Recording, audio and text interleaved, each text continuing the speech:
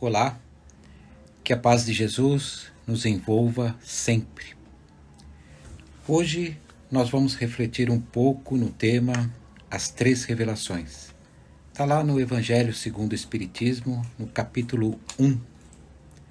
Mas primeiro, vamos entender o que significa a palavra revelação. Vocês lembram antigamente, quando a gente tirava foto, eram aquelas máquinas fotográficas antigas. E como a gente fazia para saber como ficou aquela foto tirada? Precisava tirar aquela bobina, levar o filme no laboratório para revelar. Só depois de revelada a foto que a gente conseguia ver a imagem. Os mais antigos vão lembrar com certeza disso. Mas essa imagem, ela não foi criada no laboratório. Ela já estava no filme. Precisou somente ser revelada para mostrar a imagem. Então aqui está um pequeno exemplo, uma analogia, para a gente entender melhor as três revelações. Então a revelação aqui entre os cristãos é uma ação divina. É uma ação que comunica aos homens os desígnios de Deus. Aí já usando a palavra de Kardec, revelação significa literalmente sair de sob o véu, levantar o véu e figuradamente descobrir, dar a conhecer uma coisa secreta ou desconhecida.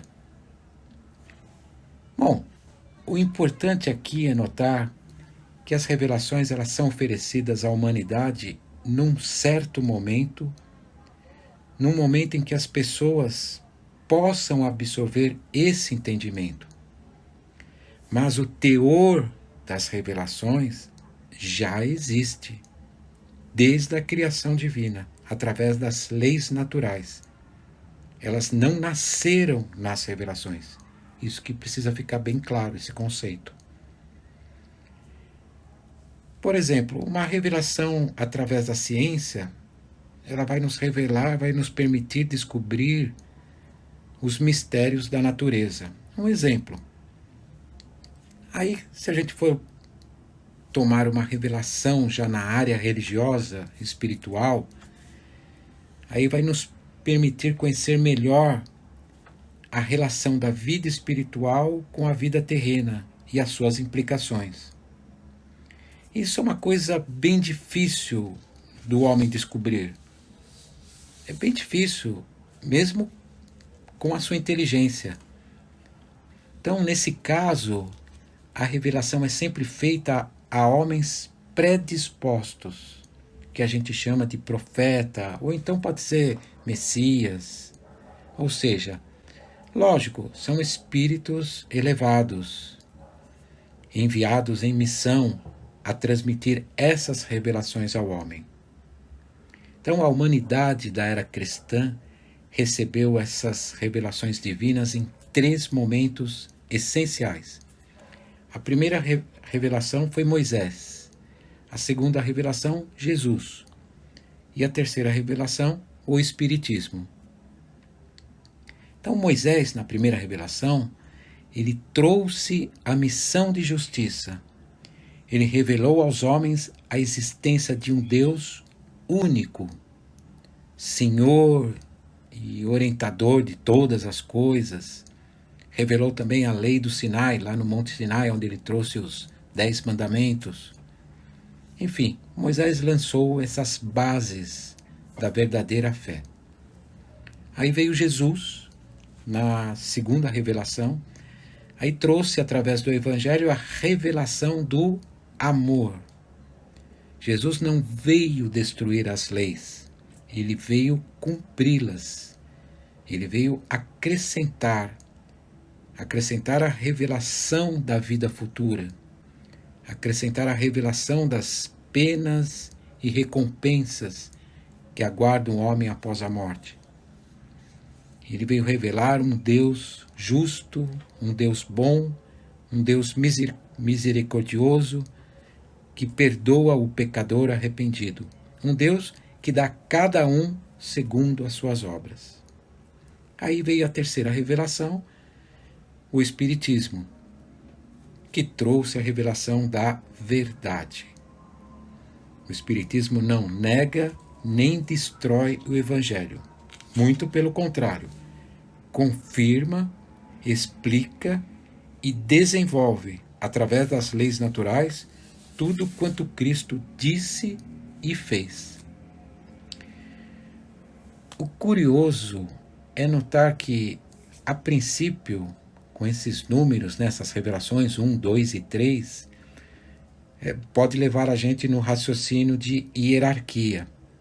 A terceira é mais importante que a segunda, que por sua vez é mais importante que a primeira. Não, não é por aí. Se a gente for aprofundar um pouquinho mais esse raciocínio, nós vamos notar que, na verdade, essas revelações, elas estão entrosadas, elas estão interrelacionadas. E só para a gente refletir um pouco num exemplo, um edifício, o segundo e o terceiro andar, ele vai precisar do primeiro como base, o térreo, para não cair tudo.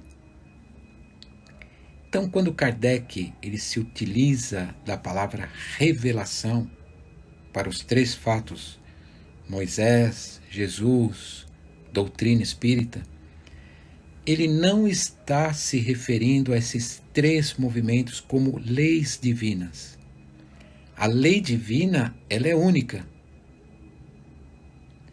Nós vamos compreendendo essas leis pouco a pouco com as encarnações e as reencarnações.